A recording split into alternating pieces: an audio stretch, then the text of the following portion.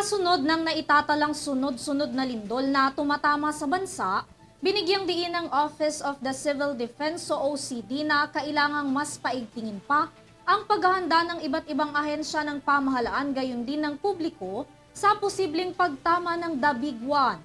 Ayon sa isang opisyal ng OCD, ang duck, cover and hold na karaniwang ginagawa tuwing may earthquake drill ay hindi na raw sasapat.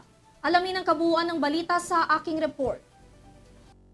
Mas maagap na aksyon, mas maiiwasan ang pagkasawi ng libu-libong individual.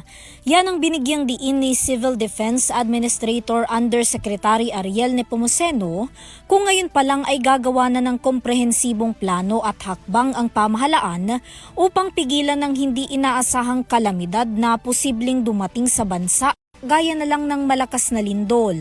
Hindi na rin daw kasi uubra ang nakagawiang pagsasanay na duck, cover and hold. Sa halip daw dapat na mas pagtibayin ang mga infrastruktura sa bansa, kabilang na ang mga gusali, kabahayan at pasilidad alinsunod sa National Building Code. Hindi na rin daw dapat pinahihintulutang makapagtayo ng anumang gusali o bahay sa mga lugar na madaling gumuho ang lupa. Ayon pa kay Nepomuceno, dapat ang bawat itatayong infrastruktura sa Pilipinas ay kayang tagalan ng 8.3 magnitude na lindol. Matatandaan nito lang April 3, 2024 tumama ang 7.4 magnitude na lindol sa Taiwan, ngunit dahil sa kanilang maagap na paghahanda ay naiwasan ng pagkasawi ng maraming individual.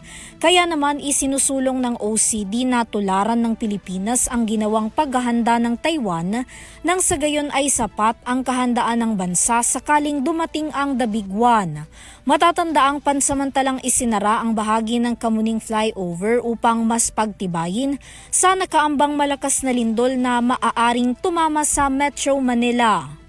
Para sa EuroTV News, Vanessa Cleofas sumasaludo sa bawat Pilipino.